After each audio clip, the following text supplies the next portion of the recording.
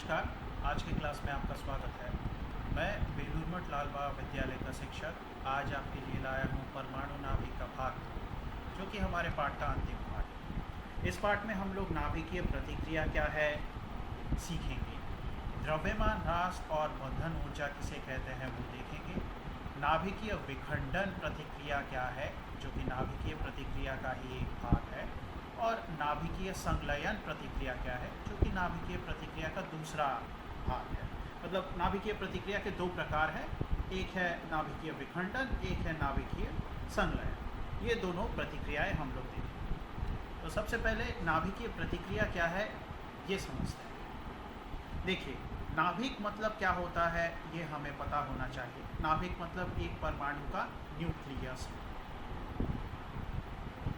एक परमाणु का न्यूक्लियस यानी एक परमाणु जिसका एक केंद्रक यानी नाभिक यानी न्यूक्लियस होता है, उसके आसपास इस तरह से कक्षाओं में इलेक्ट्रॉन घूमते रहते हैं।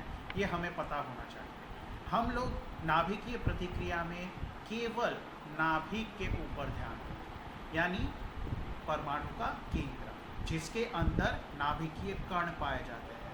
नाभिकीय कण कौन है? नाभिकीय कण यानी न्यूट्रॉन हो सकते हैं और प्रोटॉन हो सकते हैं। ये दो नाभिकीय कण हैं।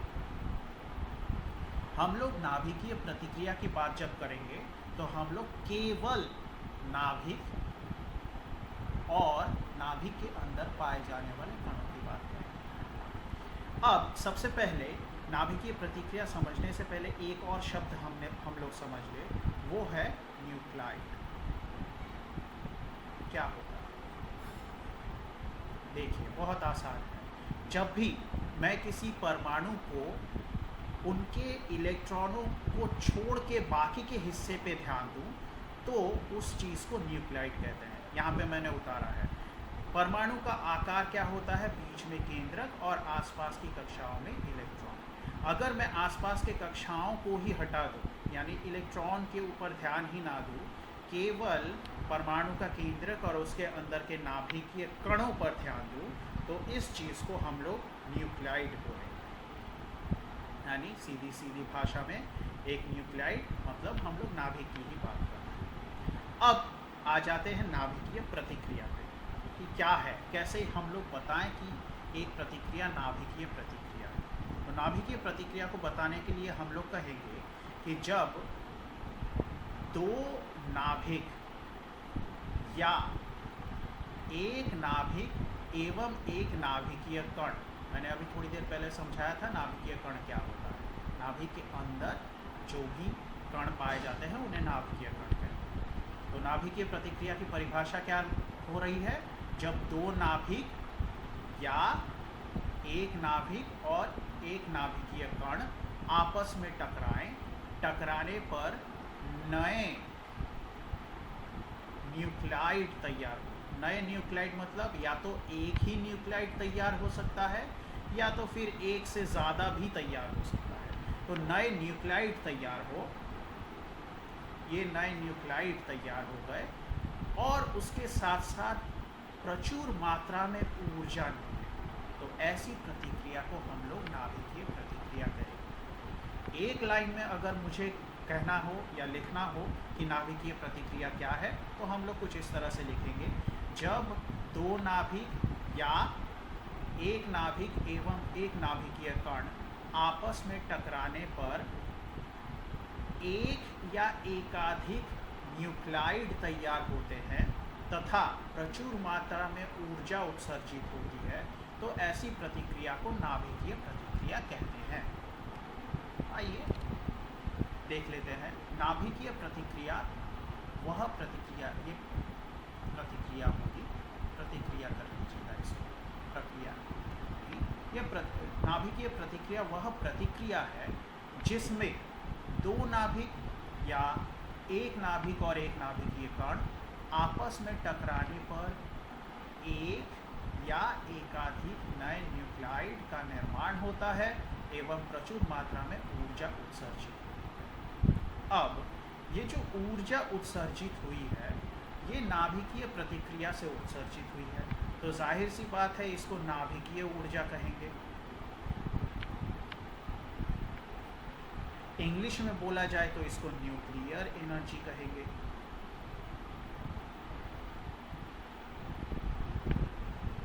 न्यूक्लियर ऊर्जा, न्यूक्लियर एनर्जी। और एक नाम दिया जा सकता है परमाणु ऊर्जा। तो जो ऊर्जा निकली उसको हम लोग या तो फिर नाभिकीय ऊर्जा या परमाणु ऊर्जा कह सकते हैं। तो इसका मतलब क्या हुआ कि हमें नाभिकीय प्रतिक्रिया से जो ऊर्जा मिल रही है वो है परमाणु ऊर्जा या नाभिकीय ऊर्जा। अब आगे चलते हैं और समझते हैं द्रव्यमान ह्रास क्या है। देखिए, इसके पहले वाले स्लाइड में ये जो परमाणु ऊर्जा तैयार हुई है, ये परमाणु ऊर्जा इतनी मात्रा में कहाँ से आई, उसको समझने के लिए बहुत ज़रूरी है कि हम लोग द्रव्यमान ह्रास को समझें। तो द्रव्यमान ह्रास मतलब मात्रा में कम। द्रव्यमान मतलब मात्रा में। द्रव्यमान और मात्रा एक ही चीज़ है। द्रव्यमान ह्रास यानी कमी हो जाना। कमी हो जाना जिसको इंग्लिश में कहते हैं मास में डिफेक्ट आना। ये मास डिफेक्ट, ये मात्रा ह्रास क्या है? देखिए, कोई भी नाभिक अगर हम लें तो उसके अंदर हमें पता है न्यूट्रॉन और प्रोटॉन तो होता ही है। अब एक काम करते हैं, इस नाभिक का वज़न करते हैं, यानी वज़न नहीं, यानी इसकी मात्रा ज्ञात करते हैं। तो मात्रा ज्ञात करने पे मान लीजिए उदाहरण के लिए मैं इस मात्रा को अगर ज्ञात करूं और ये मात्रा मेरे लिए आए 7, एक नंबर दे 7। अब क्या करते हैं, अब इस पूरे नाभिक को अलग अलग कर देते हैं। अलग अलग मतलब इसके अंदर जितने भी न्यूट्रॉन हैं, जितने भी प्रोटॉन हैं, सबको अलग अलग करके माप लेते हैं। मान लेते हैं कि एक तरफ सारे न्यूट्रॉनों को निकाल लिया, ये सारे के सारे न्यूट्रॉन यहाँ पे अलग अलग करके इसमें से बाहर निकाल लिए, और ये प्रोटॉन सारे के सारे बाहर निकाल लिए। इस नाभिक के अंदर जितने भी प्रोटॉन थे सारे निकाल लिए। अब इनकी मात्रा को ज्ञात करेंगे। इनकी मात्रा को ज्ञात करके ये पता लगा कि इनकी मात्रा तो 8 आ गई। तो ध्यान से समझिए, एक नाभिकीय कणों को अलग अलग करके उनके मुक्त रूप में उनकी मात्रा को ज्ञात करने पे उनकी मात्रा 8 आई हमारे उदाहरण के हिसाब से। और जब ये सारे नाभिकीय कण इकट्ठा होके एक नाभिक के अंदर बंद हुए तो इनकी मात्रा 7 आई। ये जो मात्रा में अंतर है, मतलब नाभिकीय कणों के मुक्त अवस्था में कुल मात्रा और नाभिक की कुल मात्रा, इन दोनों में जो अंतर है इसको हम लोग मात्रा ह्रास या द्रव्यमान ह्रास या मास डिफेक्ट कहते हैं।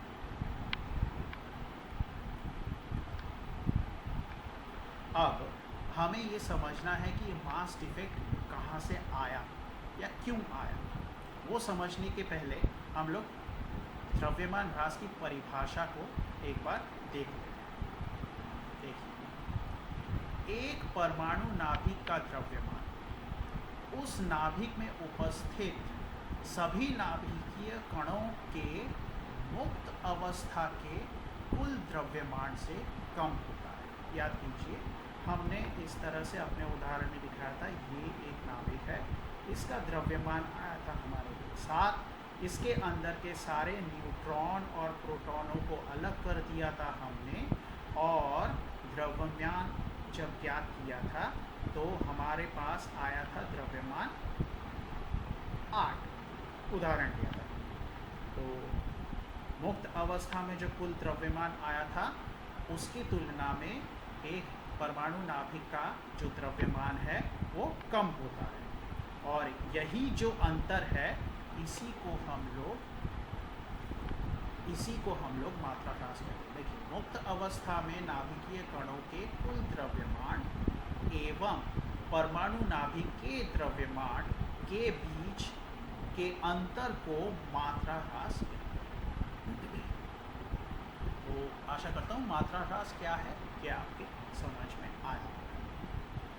तो अब सवाल पैदा होता है कि मात्रा ह्रास यानी मात्रा में ये जो कमी है ये आई कहाँ से।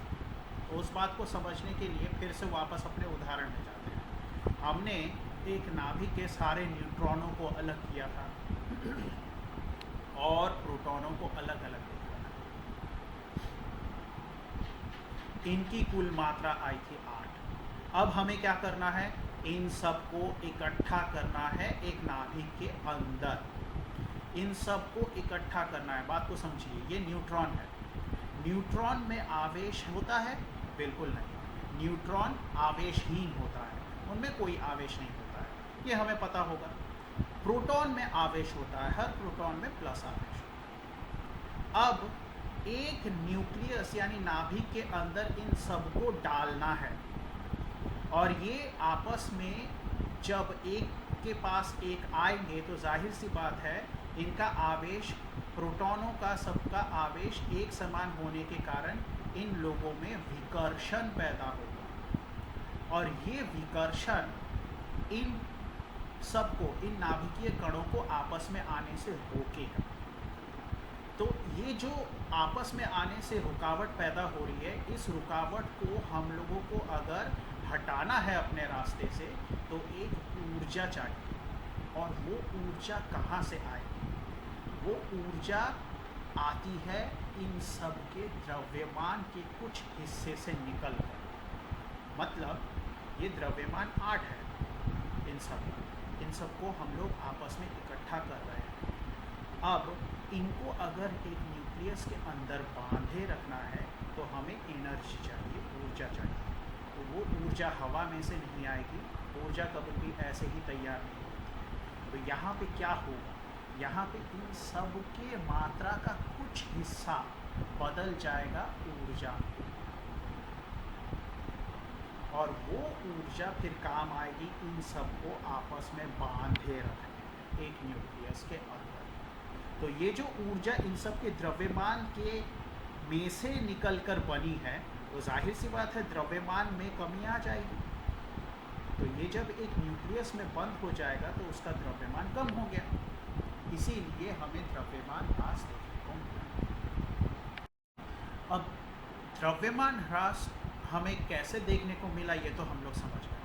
अब बात को इस तरह से भी समझिए कि जब एक नाभिक को हम लोग बांधने के लिए ऊर्जा की ज़रूरत पड़ती है तो ये ऊर्जा नाभिकीय कणों में से, कणों के द्रव्यमान में से निकल के आ रही है। मतलब जितने भी न्यूट्रॉन हैं इसके अंदर, जितने भी प्रोटॉन हैं इसके अंदर, इन सब के द्रव्यमान में से थोड़ी थोड़ी जो थोड़ा थोड़ा अंश है वो ऊर्जा में बदल गई और उसने इस नाभिक को बांध दिया। तो इसका उल्टा भी सोचिए, अगर मैं किसी तरह से इस नाभिक को तोड़ दूं तो ये टूटने पर सारे के सारे न्यूट्रॉन और सारे के सारे प्रोटॉन अलग अलग मुक्त अवस्था में आ जाएंगे। और अगर अलग अलग मुक्त अवस्था में आ गए तो जो ऊर्जा इनको बांधे हुए थी वो ऊर्जा भी निकल के बाहर आ जाएगी। और यही ऊर्जा है हमारे परमाणु ऊर्जा का स्रोत। जो परमाणु ऊर्जा निकल रही थी नाभिकीय प्रतिक्रिया में, वो इसी द्रव्यमान ह्रास के कारण निकल रही। आप समझिए कि ये जो द्रव्यमान ह्रास है ये असल में परमाणु ऊर्जा का स्रोत का कारण ही बन गया। और आइए आगे समझते हैं, जितना आगे जाएंगे उतना और समझ में आएगा, ये चीज़ क्लियर होगी। देखिए, द्रव्यमान ह्रास का मतलब हम लोग अब तक क्या समझ गए हैं कि नाभिकीय कणों का मुक्त अवस्था में जो कुल द्रव्यमान होता है, मतलब सारे न्यूट्रॉनों के द्रव्यमानों को जोड़ लिया और सारे प्रोटॉनों के द्रव्यमानों को जोड़ लिया अलग अलग मुक्त अवस्था में, माइनस नाभिक का द्रव्यमान, यानी बंधी हुई हालत में नाभिक का पूरा द्रव्यमान कितना है वो, इन दोनों को माइनस करेंगे तो जो मान मिलेगा हम लोग उसको बोलेंगे द्रव्यमान ह्रास। और इसको हम लोग डेल्टा एम इस चिन्ह से दिखाते हैं। ठीक है, तो आइए आगे बढ़ते हैं और अब हम लोग समझते हैं बंधन ऊर्जा, जिसके बारे में हम लोग बात कर चुके हैं। तो देखिए, बंधन ऊर्जा क्या है? नाभिकीय कणों को नाभिक में बांधे रखने के लिए जो आवश्यक ऊर्जा है उसको हम लोग नाभिकीय बंधन ऊर्जा कहते हैं। और ये नाभिकीय बंधन ऊर्जा आई कहाँ से है? नाभिकीय कणों के मुक्त हालत में जितना भी द्रव्यमान था उनका कुछ कुछ अंश निकला था ऊर्जा बनने में, और वही ऊर्जा एक नाभिक को आपस में बांधे रख रही है। तो नाभिकीय कणों के द्रव्यमान का कुछ अंश नाभिकीय बंधन ऊर्जा का स्रोत है। अब आगे देखते हैं। देखिए, नाभिकीय कणों के द्रव्यमान का कुछ अंश पूर्ण रूप से ऊर्जा में रूपांतरित हो जाती है, जो नाभिकीय कणों को नाभिक में बांधे रखती है। ये हम लोग समझ चुके हैं। तो जो बात मैंने आपको पिछले ही स्लाइड में बताई थी वही चीज़ें यहाँ पे लिखी हुई। अब देखिए, नाभिकीय कणों के द्रव्यमान का ऊर्जा में रूपांतरण के कारण नाभिक का द्रव्यमान नाभिकीय कणों के मुक्त अवस्था के कुल द्रव्यमान से कम हो जाता है, जिसके कारण मात्रा ह्रास दिखता है। हमने देखा था कि मास डिफेक्ट कैसे पैदा होता है, ये भी इसी लाइन में लिखा हुआ है। हाँ, तो अब बंधन ऊर्जा में ही हम लोग समझते हैं कि ये बंधन ऊर्जा जो हो रही है, ये सबसे पहले हमें किसने इस बात का ज्ञान कराया था, बंधन ऊर्जा? तो आइंस्टाइन ने अपने थ्योरी ऑफ स्पेशल रिलेटिविटी यानी विशेष सापेक्षता सिद्धांत, हिंदी में इसको थ्योरी ऑफ स्पेशल रिलेटिविटी को विशेष सापेक्षता सिद्धांत कहते हैं। इस थ्योरी ऑफ स्पेशल रिलेटिविटी में आइंस्टाइन ने कहा था कि जब भी कोई मात्रा, मान लेते हैं m मात्रा, जब भी कोई मात्रा प्रकाश के गतिवेग से एक जगह से दूसरी जगह जाती है तो वो पूरी तरह से ऊर्जा में रूपांतरित हो जाती है। मात्रा ऊर्जा में यानी एनर्जी में कैसे बदलेगी? जब भी मात्रा बहुत तेज़ी से यानी प्रकाश के गतिवेग से वो चलना शुरू कर दे तो वो एनर्जी यानी ऊर्जा में बदल जाती है। और इस चीज़ के लिए आइंस्टाइन ने एक समीकरण भी दिया था जिसको मात्रा ऊर्जा समीकरण कहते हैं, कि यदि द्रव्यमान m पूरी तरह से ऊर्जा E में बदल जाए तो उत्पन्न ऊर्जा को कौन से समीकरण द्वारा दिखाएंगे? ये समीकरण E बराबर mc², इस समीकरण द्वारा दिखाया जाता है, जहाँ पे c का मान क्या है? c का मान है प्रकाश का गतिवेग निर्वात में यानी वैक्यूम।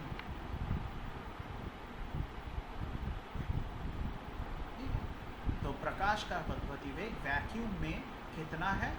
3 × 10⁸ मीटर प्रति सेकेंड। और इस गतिवेग से जब भी कोई मात्रा जाना शुरू कर दे तो वो पूरी तरह से ऊर्जा में बदल जाती है। समीकरण ये है। तो इस तरह से हमें अब दिखेगा कि बंधन ऊर्जा का मान कितना होगा। ध्यान से पहले देख लेते हैं। यहाँ पर देखिए, हमने मात्रा ह्रास का मान कितना निकाला था?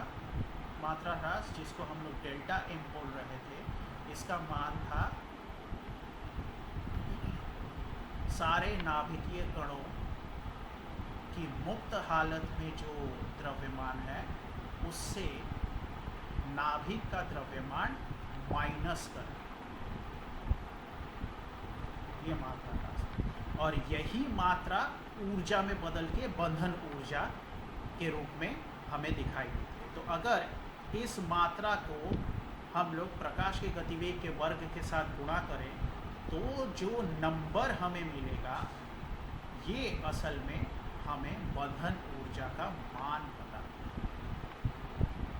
तो हमारे लिए बंधन ऊर्जा का मान क्या है?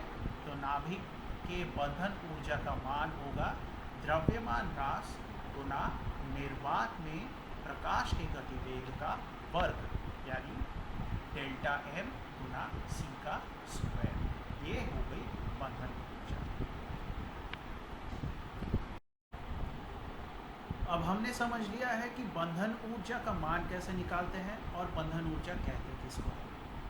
अब हमें ये समझना है कि ये बंधन ऊर्जा जब किसी नाभिक में बंधन ऊर्जा जो है ये कम होगी, तभी वो नाभिकीय प्रतिक्रिया दिखाए।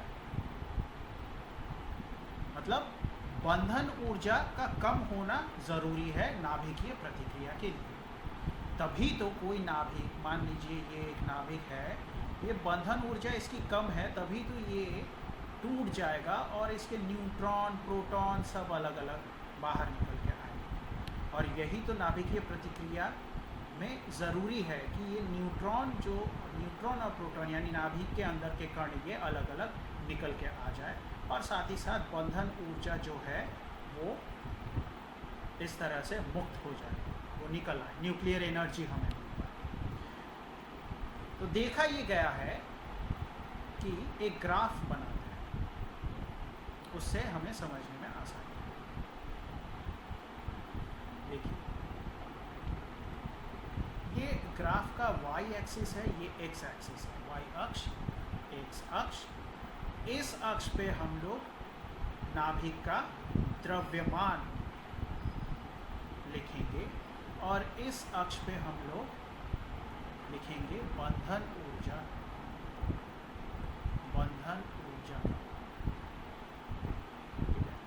कितना है उतना वो लिखने की ज़रूरत नहीं है, द्रव्यमान कितना है वो लिखने की ज़रूरत है। मतलब ये बस सोचिए कि कम ज़्यादा है या नहीं है वो, ठीक है। मैं जैसे जैसे बनाऊंगा उतना वो क्लियर होता जाएगा। देखिए मान लीजिए यहाँ पे 10, 20, 30, 10, 20, 30 इस तरह से चल रहा है, और फिर ये चलते चलते यहाँ पे 170 और फिर और आगे 180, 60 इस तरह से, ठीक है। बीच में भी ऐसे ऐसे है, मतलब ये 10-10 के यूनिट से बढ़ रहा है, ठीक है। अब ध्यान दीजिए, देखा ये गया है कि जो द्रव्यमान, जिन नाभिकों का द्रव्यमान 30 से 170 के बीच में है, इनकी बंधन ऊर्जा ज़्यादा होती है और एक समान होती है। और जो लोग यानी जिनकी द्रव्यमान संख्या 30 से कम और 170 से ज़्यादा है, इनकी बंधन ऊर्जा कम होती है। तो अगर मैं एक ग्राफ उतारने की कोशिश करूं तो कुछ इस तरह का ग्राफ दिखेगा। ये ऐसे बंधन ऊर्जा देखिए कम है और धीरे धीरे बढ़ रही है। ये 30 तक बढ़ी, ये 30 तक बढ़ी, उसके बाद 30 से 170 तक ये बंधन ऊर्जा अधिक है और एक ही जगह पे है। अब ये एकदम स्ट्रेट लाइन नहीं रहती है, बात को समझिए। आपके समझने के लिए, एक सुविधा के लिए मैंने बस आपको दिखा दिया कि ये ऐसे गया है, ऐसे गया है, ये ऊपर नीचे होता रहता है पूरा, ठीक है। लेकिन हमारे समझने के लिए एक साधारण सा एक ग्राफ मैंने इस तरह से बना के आपको दिखाया। और 170 का द्रव्यमान क्रॉस करते ही देखिए बंधन ऊर्जा फिर से गिरने लगी। तो बंधन ऊर्जा कम जब होगी तभी एक नाभिक टूट के उसमें से न्यूट्रॉन प्रोटॉन बाहर निकलेंगे और ऊर्जा भी बाहर। तो देखा ये गया है कि जब 30 से कम वाले हैं, द्रव्यमान संख्या 30 से कम, मतलब हम लोग इनको हल्के नाभिक कह सकते हैं। हल्के नाभिक जो लोग 30 से कम है, जिनकी द्रव्यमान संख्या, हल्के नाभिक जिनकी द्रव्यमान संख्या 170 से ज़्यादा है, उन्हें हम लोग भारी नाभिक कह सकते हैं। इन्हीं दो तरह के नाभिकों में हमें साधारणतः, ज़रूरी नहीं है कि यहाँ पे किसी में भी नहीं, साधारणतः इन्हीं दो तरह के नाभिकों में हमें न्यूक्लियर प्रतिक्रिया यानी नाभिकीय प्रतिक्रिया होते हुए दिखती है। हल्के नाभिकों में जिस प्रकार की प्रतिक्रिया होती है उसको हम लोग कहते हैं नाभिकीय संलयन। एकदम शुरू में पहले स्लाइड में मैंने दो प्रकार की प्रतिक्रियाओं की बात की थी, नाभिकीय प्रतिक्रिया, उसमें से एक प्रतिक्रिया थी नाभिकीय संलयन। क्या है हम आगे के स्लाइड्स में बात करें। और जो 170 से ऊपर वाले द्रव्यमान संख्या के भारी नाभिक है, इनमें जो नाभिकीय प्रतिक्रिया देखने को मिलती है वो है नाभिकीय विखंडन।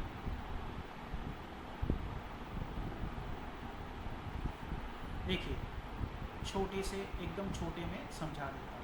हल्के नाभिक, नाभिकीय संलयन क्या है? जब हल्के नाभिक आपस में टकराकर एक भारी नया नाभिक तैयार कर ले, ऐसे नाभिकीय प्रतिक्रिया को नाभिकीय संलयन कहते हैं और इसमें भी बहुत ज़्यादा मात्रा में ऊर्जा निकलती है। और नाभिकीय विखंडन, विखंडन से ही आप समझ सकते होंगे कि एक भारी नाभिक है। देखिए जाहिर सी बात है ये लोग 170 से ऊपर का द्रव्यमान दिखाते हैं, तो इसका मतलब ये भारी नाभिक होगा। ऐसे भारी नाभिक जब टूट के हल्के नाभिकों में बदलते हैं और ऊर्जा निकलती है इनमें से, इस तरह के नाभिकीय प्रतिक्रिया को नाभिकीय विखंडन प्रतिक्रिया कहते हैं। ठीक है, तो बंधन ऊर्जा 30 से 170 के बीच में जो द्रव्यमान संख्या है इनमें अधिक रहती है। 30 से कम द्रव्यमान संख्या में बंधन ऊर्जा कम, 170 से ज़्यादा द्रव्यमान संख्या वाले नाभिकों में बंधन ऊर्जा कम। तो अब देखिए ये पॉइंट, देखिए द्रव्यमान संख्या 30 से 170 वाले परमाणु नाभिकों की जो बंधन ऊर्जा है वो लगभग एक जैसी होती है एवं तुलनात्मक रूप से अधिक होती है। अर्थात इन परमाणुओं की नाभिक स्थायी होते हैं। जाहिर सी बात है एक परमाणु के नाभिक की बंधन ऊर्जा अगर ज़्यादा है तो वो बहुत स्थायी है, स्थायी रूप से बंधा हुआ है, वो टूटना मुश्किल है उसका, तो इसलिए ऐसे नाभिक स्थायी होते हैं। अब अगर 30 से कम वाले नाभिकों की बात की जाए या 170 से अधिक वाले नाभिकों की बात की जाए तो इनकी बंधन ऊर्जा तो कम है, इसलिए ये नाभिक अस्थायी हो जाते हैं और अस्थायी होने के चलते ये नाभिकीय प्रतिक्रिया में भाग लेने में सक्षम हो जाते हैं। 30 से कम जिनका नाभिकीय द्रव्यमान होता है, जिनका द्रव्यमान 30 से कम होगा, ये नाभिकीय संलयन प्रतिक्रिया दिखाएंगे और 170 से अधिक जिनकी द्रव्यमान होगी वो लोग विखंडन प्रतिक्रिया दिखाएंगे।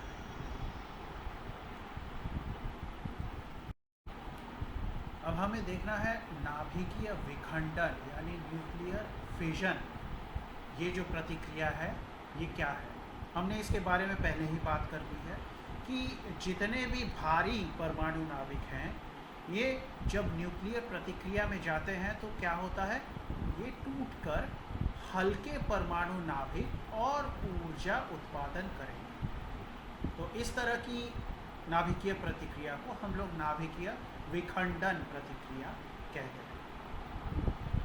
तो देख लेते हैं कि इसकी परिभाषा कैसी होगी। देखिए नाभिकीय विखंडन वह नाभिकीय प्रतिक्रिया है जिसमें बड़ी द्रव्यमान संख्या के अस्थायी नाभिक टूटकर दो या दो से अधिक छोटे द्रव्यमान संख्या के स्थायी नाभिक एवं प्रचुर मात्रा में ऊर्जा उत्पन्न करते हैं। अब ये जो ऊर्जा आई है ये आई कहाँ से, वही अगले लाइन में लिखा हुआ। इस प्रतिक्रिया में अस्थायी नाभिक के द्रव्यमान का उच्च अंश ऊर्जा में रूपांतरित होकर उत्सर्जित होता है, जिसे नाभिकीय ऊर्जा यानी न्यूक्लियर एनर्जी कहते हैं। तो जाहिर सी बात है, देखिए ये एक भारी नाभिक है जिसका द्रव्यमान संख्या बहुत ज़्यादा है और ये द्रव्यमान संख्या बहुत ज़्यादा है उस कारण से अस्थायी है। तो एक भारी द्रव्यमान संख्या वाले अस्थायी नाभिक में विखंडन होगा तो छोटे दो या दो से अधिक हल्के स्थायी परमाणु नाभिक बनेंगे और कुछ ऊर्जा बनेगी। ये ऊर्जा कहाँ से आई, इसका द्रव्यमान जितना भी है, इसका द्रव्यमान जितना भी है, मान लेते हैं m1 है, और इन दोनों का द्रव्यमान मतलब विखंडन होने के बाद जो द्रव्यमान इन दोनों छोटे नाभिकों का रहेगा, इनको जोड़ के मान लेते हैं m2 है। तो हमें देखने को मिलेगा m1 ज़्यादा होगा m2 से। तो m1 ये ज़्यादा है m2 से, मतलब इन दोनों को प्लस कीजिए, इन दोनों के द्रव्यमान को प्लस कीजिए तो m2 आएगा और ये m2 का मान जितना भी आएगा m1 से कम है। तो m1 से कम क्यों है, क्योंकि m1 के द्रव्यमान का कुछ हिस्सा ऊर्जा में बदल गया है। तो वही न्यूक्लियर ऊर्जा हमें निकलते हुए नजर आती है। तो इस तरह से नाभिकीय विखंडन को परिभाषित हम लोग कर सकते हैं। नाभिकीय विखंडन प्रतिक्रिया का एक बहुत ही साधारण उदाहरण ये है। देखिए, एक भारी परमाणु नाभिक यानी यूरेनियम 235, नीचे लिखी हुई संख्या इसकी परमाणु संख्या है, यानी इसमें कितने प्रोटॉन हैं। ऊपर लिखी हुई संख्या इसकी द्रव्यमान संख्या है, मतलब इस परमाणु के नाभिक में कितने न्यूट्रॉन हैं प्लस कितने प्रोटॉन हैं। ये सब आपको पता होना चाहिए पहले से। तो ये जो भारी यूरेनियम है, मतलब एक रेडियो सक्रिय यूरेनियम, इस पे अगर हम बहुत ज़ोर से एक न्यूट्रॉन की टक्कर करवाएं, तो न्यूट्रॉन को देखिए कैसे लिखा गया है। इसकी परमाणु संख्या 0 है। क्यों? क्योंकि ये न्यूट्रॉन है, इसमें प्रोटॉन तो है ही नहीं। तो प्रोटॉन अगर 0 है नंबर में, तो नीचे 0 लिखा रहेगा। और न्यूट्रॉन के ऊपर जो मात्रा संख्या लिखी गई है वो 1 है। तो इसका मतलब एक न्यूट्रॉन को अगर परमाणु संख्या मात्रा संख्या के रूप में लिखा जाए तो नीचे 0 ऊपर 1 लिखना चाहिए। तो अब इन दोनों की टक्कर करवाई गई। टक्कर करवाने पे जो हमें मिला वो है एक अस्थाई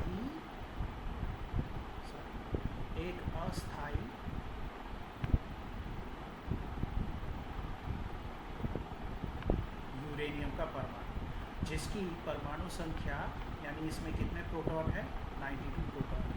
और इसमें मात्रा संख्या कितनी है, मतलब कितने न्यूट्रॉन और प्रोटॉन आपस में इकट्ठा है, इसमें 236। ठीक है। ये एक कैसे बढ़ा, ये एक न्यूट्रॉन इस पे आके बैठ गया है, उसी एक न्यूट्रॉन के कारण ये 235 से 236 हो गया। लेकिन ये क्या है, ये अस्थाई है, ये टूटेगा। ये टूट गया, ये टूट के 2 हल्के परमाणुओं में बदल गया, बेरियम और क्रिप्टॉन में बदल गया। और साथ ही साथ क्या निकला, 3 न्यूट्रॉन निकले। और क्या निकला, ऊर्जा। तो ये नाभिकीय विखंडन का एक उदाहरण है। अब इसको अच्छा ये होगा कि ये प्रतिक्रिया आप याद कर लें। वैसे बहुत ज़्यादा इम्पॉर्टेंट प्रतिक्रिया, ऐसा नहीं है कि बिना याद किए काम नहीं चल सकता है, लेकिन ये याद करेंगे तो आपको लिखने में भी आसानी होगी नाभिकीय विखंडन के उदाहरण के रूप में। या तो फिर हो सकता है कि कभी इसको संतुलित करने के लिए दे दिया जाए, तो उस हालत में भी आप आसानी से इसको कर सकते हैं।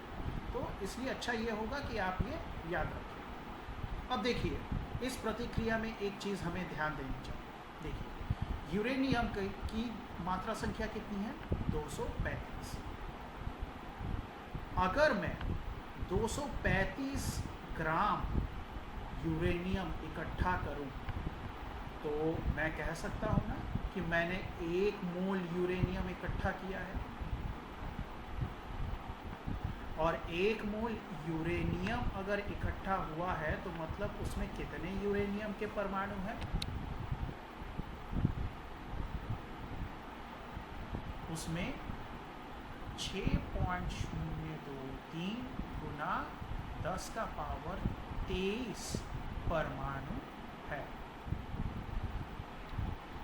अब मैं ये क्यों बता रहा हूँ, थोड़ा ध्यान से देखिएगा। ये चीज़ मैंने क्यों लिखी है।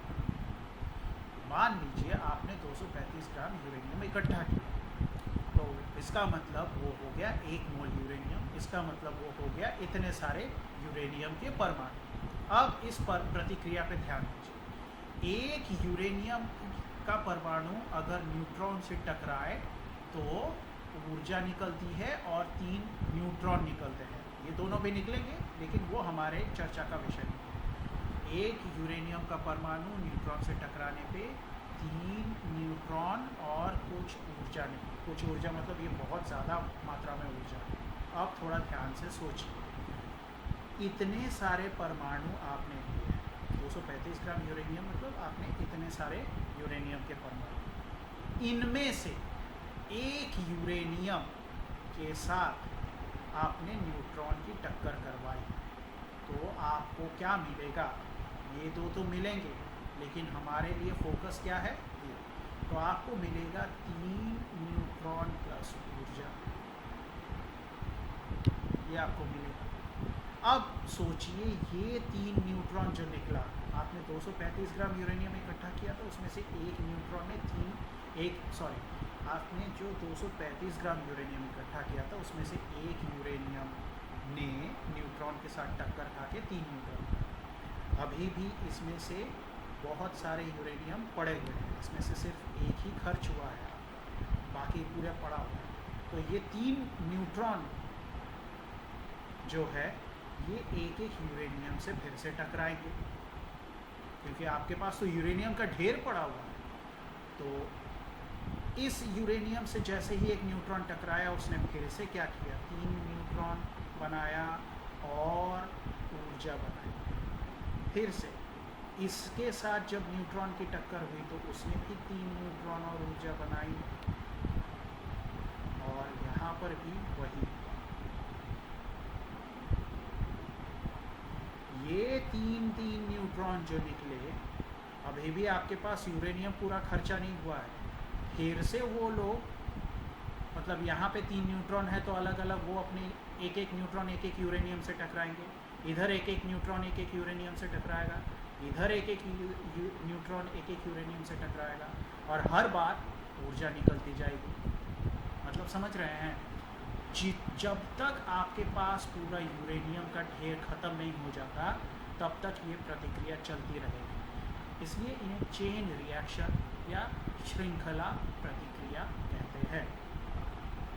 इसीलिए एक न्यूक्लियर एक्सप्लोशन में, एक परमाणु बम का जब एक्सप्लोशन यानी विस्फोट होता है तो बहुत ज़्यादा मात्रा में ऊर्जा निकलती है और रेडियो सक्रियता भी फैलने लगती है।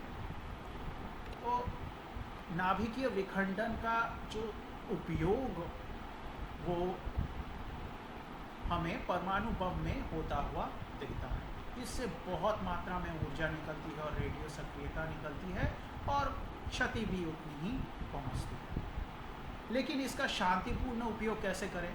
तो नाभिकीय विखंडन को अगर हम लोग कंट्रोल करना चाहें, नियंत्रित करना चाहें, तो उसके लिए हमें न्यूक्लियर रिएक्टर यानी नाभिकीय रिएक्टर की सहायता लेनी पड़ती है। नाभिकीय विखंडन प्रतिक्रिया को नियंत्रित मात्रा में एक नाभिकीय रिएक्टर में कराया जाता है। तो नाभिकीय रिएक्टर हमारा एक उत्तर है नाभिकीय विखंडन को कंट्रोल में लाने।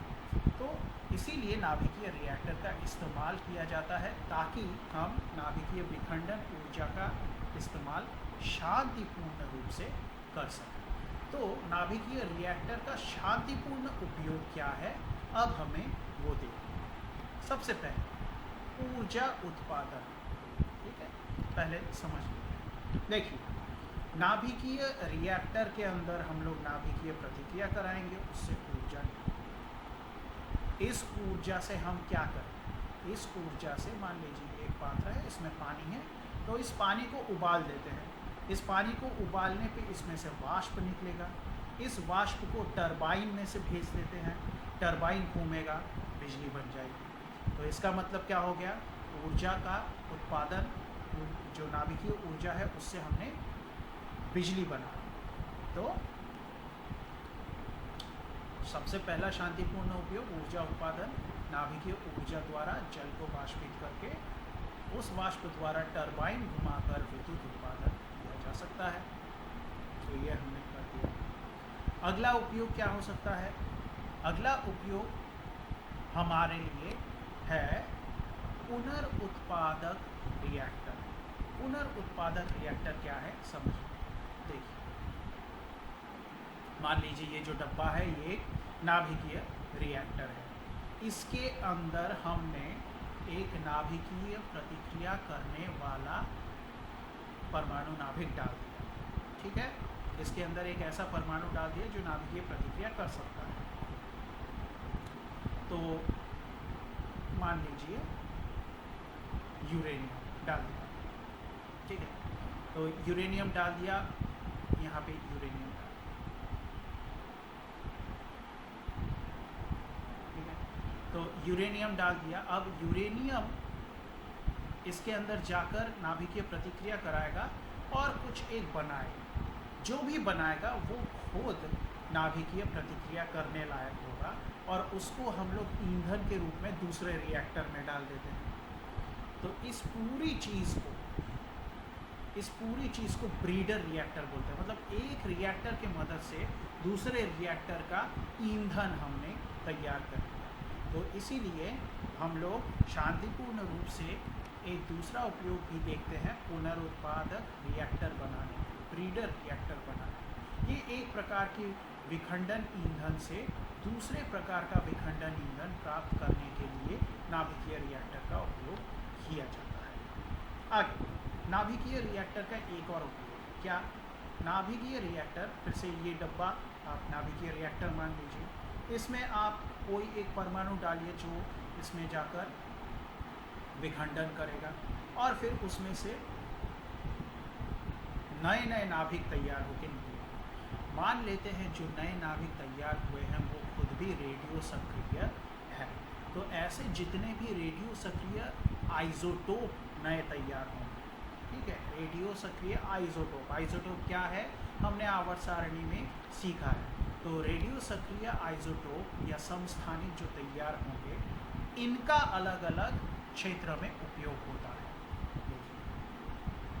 कृत्रिम रेडियो सक्रिय समस्थानिकों का उत्पादन नाभिकीय रिएक्टर में किया जाता है। मैंने जैसा कि दिखाया, एक डब्बा उतारा, उसके अंदर कुछ नाभिकीय प्रतिक्रिया करने वाला नाभिक डाल दिया, तो उसमें से नए रेडियो सक्रिय समस्थानिक निकले, तो उत्पादन हुआ नाभिकीय रिएक्टर में।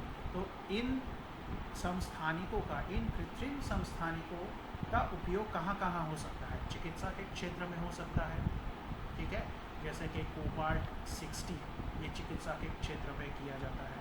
वैज्ञानिक अनुसंधान में होता है, जैसे कि फॉस्फोरस 32 या फॉस्फोरस 33। इंजीनियरिंग के क्षेत्र में होता है, जैसे इरिडियम 192, इसका इंजीनियरिंग के क्षेत्र में इस्तेमाल होता है। जैसे कृषि क्षेत्र में होता है कोबाल्ट, कृषि क्षेत्र में भी कोबाल्ट 60 का इस्तेमाल हो सकता है, या तो फिर सेस्मियम का इस्तेमाल हो सकता है। तो देखते हैं कैसे ये उपयोग में लाया जाता है। देखिए, कोबाल्ट 60 का उपयोग कैंसर के क्षेत्र में किया जा सकता है, चिकित्सा में किया। उसके बाद फॉस्फोरस 32 या फॉस्फोरस 33 का उपयोग जेनेटिक्स के क्षेत्र के शोध में किया जाता है, यानी वैज्ञानिक अनुसंधान में ये इस्तेमाल। इरिडियम 192, इरिडियम का चिन्ह है कैपिटल I स्मॉल r, अपने नोट्स में यहाँ पे ब्रैकेट में लिख लीजिएगा, जैसे कि मैंने फॉस्फोरस के बगल में कोबाल्ट के बगल में दिया है। यहाँ पे मिस हो गया मुझसे, अब डाल दीजिएगा। तो इरिडियम 192 इसका उपयोग बॉयलर एवं हवाई जहाज़ों के विभिन्न भागों की अखंडता का निरीक्षण करने में होता है। मान लीजिए हवाई जहाज़ है, अब हवाई जहाज़ ये लोग इसमें पैसेंजर के रूप में बैठते हैं, एक जगह से दूसरी जगह जाते हैं, तो सुरक्षा की बहुत ज़्यादा यहाँ पे आवश्यकता पड़ती है, क्योंकि एक विमान में, हवाई जहाज़ में कोई भी खराबी आ जाए, जब वो फ्लाइट मोड यानी फ़्लाइट में रहे, तो वो तो बहुत ही ज़्यादा ये ख़तरनाक हो जाए। तो इसका मतलब क्या हुआ, हमें ये चेक करना पड़ेगा कि एक हवाई जहाज़ के सारे पुर्जे, सारे पार्ट्स सही से है या नहीं, सही तरीके से उनकी क्वालिटी सही है या नहीं, यानी उनमें कहीं कोई क्रैक तो नहीं आ गया है, कहीं टूटा फूटा तो नहीं है। तो वो अखंडता यानी इंटेग्रिटी जांचने के लिए कि हर पार्ट, हर चीज़ उसकी मजबूत है, सही सलामत है। या तो फिर बॉयलर जो कि फैक्ट्री में यूज़ होता है, इनके हर पार्ट सही सलामत है या नहीं है, कैसे जांच की जाएगी? इरिडियम द्वारा। तो ये इंजीनियरिंग के क्षेत्र में भी इसका इस्तेमाल हो गया। और कृषि क्षेत्र में कोबाल्ट 60 या सेस्मियम 137, इससे जो गामा किरणें निकलती है, ये गामा किरणें अनाज में उपस्थित जीवाणुओं को नष्ट करने में किया जाता है। ये जो प्रक्रिया है इसको बोलते हैं खाद्य पदार्थों का किरणन या खाद्य पदार्थों का विकिरण। तो इस तरह से हम लोग नाभिकीय रिएक्टर के साथ शांतिपूर्ण उपयोग कर सकते हैं। आगे चलते हैं, नाभिकीय विखंडन के खतरे क्या क्या है। नाभिकीय विखंडन के खतरों में सबसे पहले तो एक न्यूक्लियर रिएक्टर में जितने भी कर्मचारी काम करते हैं वो लोग खतरे में रहते हैं। रेडिएशन पॉइजनिंग, यानी अगर उन्हें रेडिएशन, वो जितने भी कर्मचारी हैं वो रेडिएशन की चपेट में आ जाए तो उन्हें अलग अलग रोग हो सकता है, कैंसर हो सकता है, रेडिएशन पॉइजनिंग हो सकता है। तो ये एक खतरा है। तो नाभिकीय विखंडन के समय उत्सर्जित हानिकारक विकिरण से नाभिकीय रिएक्टर में काम करने वालों को रेडिएशन पॉइजनिंग, कैंसर, अन्य संबंधित रोगग्रस्त होने का खतरा रहता है। दूसरा क्या खतरा हो सकता है? नाभिकीय रिएक्टर से जो वर्ज्य पदार्थ निकलता है वो भी रेडियो सक्रिय है और उससे भी वातावरण में रेडियो सक्रिय संक्रमण फैल सकता है। देखिए, नाभिकीय रिएक्टर से निकला वर्ज्य भी रेडियो सक्रिय होता है और रेडियो सक्रिय वर्ज्य से रेडियो सक्रिय संक्रमण वातावरण में हो सकता है। आगे नाभिकीय रिएक्टर से, अब देखिए, नाभिकीय रिएक्टर में हमने देखा था कि ऊर्जा उत्पादन के लिए पानी को उबाला जाए और फिर उससे स्टीम बनाई जाएगी और उससे टरबाइन घुमाया जाएगा। मतलब बहुत ज़्यादा ऊर्जा पैदा होगी। अब ऊर्जा पैदा होगी तो नाभिकीय रिएक्टर गर्म भी होगा। तो नाभिकीय रिएक्टर को ठंडा करने के लिए भी पानी का इस्तेमाल करते हैं, ऊर्जा पैदा करने के लिए भी पानी का इस्तेमाल करते हैं। इसका मतलब एक रिएक्टर के अंदर पानी का इस्तेमाल बहुत ज़्यादा मात्रा में होता है और ये पानी भी रेडियो सक्रिय हो जाती है। तो आप सोचिए कि इस पानी को इस्तेमाल करके अगर वातावरण में ऐसे ही छोड़ दें तो फिर रेडियो सक्रिय संक्रमण हो जाएगा उससे। तो ये भी एक खतरा है। तो नाभिकीय रिएक्टर में उपयोग किया गया जल भी रेडियो सक्रिय हो जाता है। इस जल को बिना उपचार किए, यानी बिना ट्रीट किए, ठीक है, जल को इस तरह से ट्रीट करेंगे कि उसकी रेडियो सक्रियता हट जाए। इसको बिना ट्रीट किए अगर समंदर में, नदी में, मिट्टी में निष्कासित कर दे तो रेडियो सक्रिय संक्रमण फैल जाए। आगे, अब रेडियो सक्रियता फैलने का एक और कारण क्या हो सकता है? मान लीजिए न्यूक्लियर रिएक्टर किसी ऐसी जगह पे है जहाँ पे भूकंप आ गया, तो पूरा रेडियो, ये जो रिएक्टर है इसके अंदर की मशीनों में खराबी आ सकती है, टूट फूट सकता है। तो इससे न्यूक्लियर फॉलआउट यानी जो संक्रमण है वो होने का खतरा हो सकता है, जैसे कि जापान के फुकुशिमा में हुआ था। तो नाभिकीय रिएक्टर जिस स्थान पर है वहाँ किसी प्रकार की प्राकृतिक आपदा अगर आ जाए, जैसे भूकंप या सुनामी, तो रेडियो सक्रियता का संक्रमण वातावरण में होने की संभावना रहती है, जैसे जापान के फुकुशिमा में हुआ। और भी क्या खतरा हो सकता है? एक नाभिकीय रिएक्टर में काम करने वाले लोग भी इंसान ही है और उनसे भी गलतियां हो सकती हैं। और नाभिकीय रिएक्टर में मशीनें रहती हैं, मशीनों में भी खराबी आ सकती है। तो इन मशीनों में खराबी या तो फिर किसी कर्मचारी से कोई छोटी गलती, तो इससे भी बहुत बड़ी एक दुर्घटना हो सकती है, जैसा कि यूक्रेन के चेर्नोबिल न्यूक्लियर रिएक्टर में हुआ। तो नाभिकीय रिएक्टर में कार्यात्मक गड़बड़ी अगर आ जाए, मतलब कोई फंक्शनल फॉल्ट आ जाए, या तो फिर किसी से कोई गलती हो जाए कोई मशीन चलाने में या देख रेख में, तो रेडियो सक्रियता का संक्रमण हो सकता है, जैसे यूक्रेन के चेर्नोबिल में हुआ। आगे बढ़ते हैं। नाभिकीय विखंडन के खतरों का निवारण कैसे करें? निवारण करने के तरीके क्या हैं?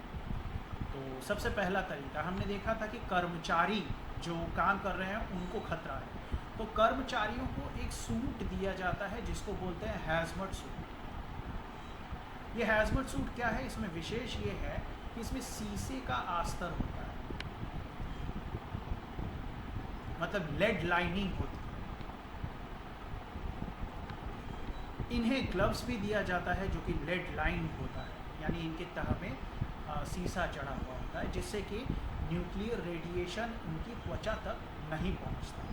तो ये एक सुरक्षा उन्हें प्रदान की जाती है। तो देखिए, नाभिकीय रिएक्टर में काम करने वाले हमेशा शीशे के आस्तर किया हुआ सूट और दस्ताने, हैजमट सूट पहनकर काम करते हैं।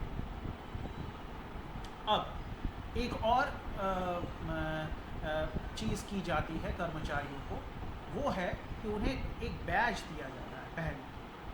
ये एक बैज, मान लीजिए कोई एक कर्मचारी पहना हुआ, तो क्या करेगा, ये जब कर्मचारी अंदर काम करेगा तो ये बैज पे भी रेडिएशन का खतरा अगर है तो इस बैज पे भी आके गिरेगा, और फिर इस बैज को कर्मचारी को हर दिन का जमा करना पड़ता है, और इस बैज को फिर चेक किया जाता है कि इसमें कितना रेडिएशन पड़ा है। तो अगर ये देखा जाए कि किसी कर्मचारी के बैच में ज़रूरत से ज़्यादा रेडिएशन दिख रहा है तो उस कर्मचारी को क्वारंटीन किया जाता है, फिर उसका चेकअप किया जाता है, देखा जाता है कि उसकी सेहत में कोई गड़बड़ी आई है या नहीं रेडिएशन से, और ज़रूरत पड़े तो सही उपचार भी किया जाता है। तो रिएक्टर में काम करने वालों पर रेडियो सक्रियता का अनावरण यानी जो एक्सपोजर उनके ऊपर हो रहा है, जो एक्सपोजर यानी रेडियो सक्रियता उनके ऊपर पड़ रही है, उसकी मात्रा नियमित रूप से उस मात्रा की जांच की जाती है ताकि अतिरिक्त अनावरण होने पर व्यक्ति को संगरोध, क्वारंटीन का हिंदी है, संगरोध करके सही चिकित्सा समय से की जा सके।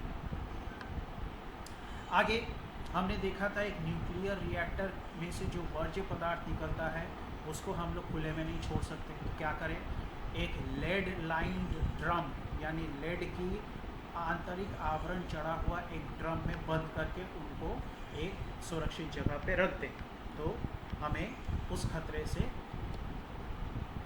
बच सकते हैं हम। तो न्यूक्लियर रिएक्टर से निकले रेडियो सक्रिय वर्ज्य पदार्थ को शीशे का आंतरिक आवरण चढ़े हुए ड्रम में डालकर किसी सुरक्षित स्थान पे रखना चाहिए। और क्या देखा था हमने, न्यूक्लियर रिएक्टर से पानी, रेडियो सक्रिय पानी यानी जल निकल रहा है, तो क्या करें, इसका ट्रीटमेंट करते, सही उपचार करते ताकि ये जल रेडियो सक्रिय रहे नहीं। तो हम वही करेंगे, रिएक्टर से निकले रेडियो सक्रिय जल का सही उपचार करके उसे वातावरण में छोड़ा जाना चाहिए।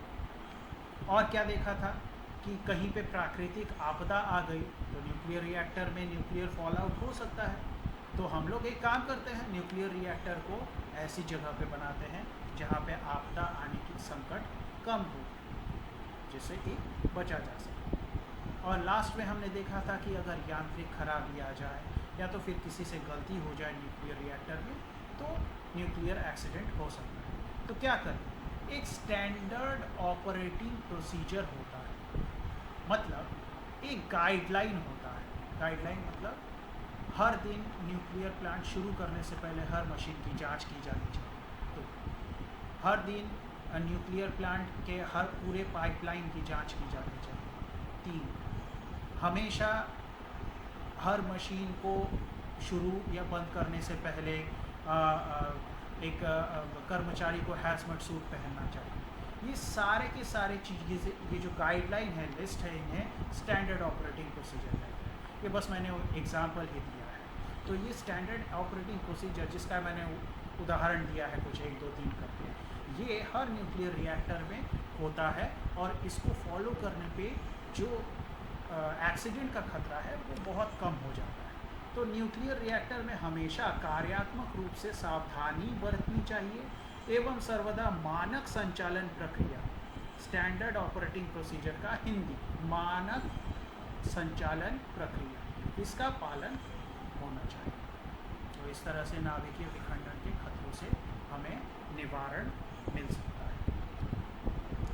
आगे चले, नाभिकीय संलयन प्रतिक्रिया। हमने नाभिकीय विखंडन पढ़ लिया, अब नाभिकीय संलयन क्या था। छोटे द्रव्यमान वाले यानी कम द्रव्यमान वाले नाभिक, परमाणु के नाभिक जब आपस में इकट्ठा होकर एक भारी द्रव्यमान वाला नाभिक बनता है तो उसको हम लोग नाभिकीय संलयन प्रतिक्रिया कहते हैं। और इस प्रतिक्रिया में ऊर्जा भी उत्पन्न होती है। तो नाभिकीय संलयन में ये जो हल्के परमाणु नाभिक है, इनको आपस में मिलाने के लिए भी बहुत ज़्यादा मात्रा में ऊर्जा देनी पड़ती है। मतलब एक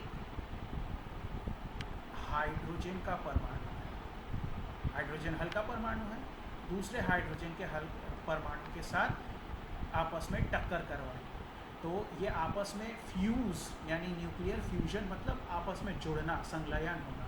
तो ये आपस में जुड़ेंगे कब, जब बहुत ज़्यादा मात्रा में ऊर्जा यानी बहुत ज़्यादा मात्रा में गर्मी दी जाए इनको, तब ये आपस में फ्यूज़ होंगे। फ्यूज़ होके एक भारी नाभिक बनाएंगे और ज़्यादा ऊर्जा भी बनाएंगे। तो ये है नाभिकीय संलयन। तो नाभिकीय संलयन वह नाभिकीय प्रतिक्रिया है जिसमें 2 या 2 से अधिक हल्के नाभिक आपस में टकराकर एक या एकाधिक भारी नाभिक एवं प्रचुर मात्रा में ऊर्जा उत्पन्न होती है। तो प्रतिक्रिया में दोनों हल्के नाभिकों के द्रव्यमान का कुछ अंश ऊर्जा में रूपांतरित होकर नाभिकीय ऊर्जा के रूप में उत्सर्जित होता है। तो जो हल्के नाभिक थे जो आपस में मिले थे, इनके द्रव्यमान का कुछ हिस्सा बदल जाता है ऊर्जा में बदल जाता है, जिससे कि हमें लास्ट में यानी नाभिकीय संलयन में ऊर्जा बनते हुए नजर आती है। तो देखिए उदाहरण क्या है, देखिए हाइड्रोजन का ड्यूटेरियम वाला आइसोटोप, हाइड्रोजन के 3 आइसोटोप होते हैं हमें पता है, एक है प्रोटियम, एक है ड्यूटेरियम, एक है ट्रिटियम। ये वाला आइसोटोप की बात कर रहे हैं।